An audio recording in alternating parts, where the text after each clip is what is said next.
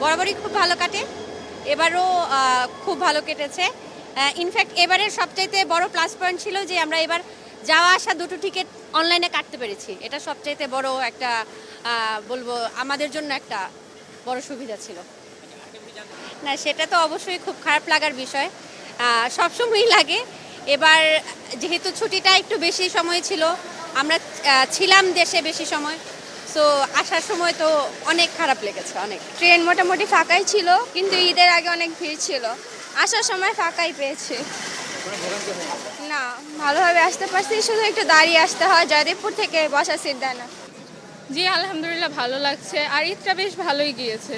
সব কিছু মিলে পরিবার পরিস্বজনের পাশাপাশি সব কিছু মিলে ঈদটা বেশ ভালো কেটেছে। ঈদের যাত্রা আজকের অনেক সুন্দর পরিবেশ, মানে লোকজনও কম আছে, এখন যাচ্ছে। আবার এই না, ঈদটা অনেক সুন্দর কেটেছে। যাওয়ার সময় একটু ভোগান্তি হয়েছে, যাক, তারপরে এটা ঈদের আনন্দের সাথে মলিন হয়ে গেছে, এটা আমাদের অনেক ভালো লাগছে।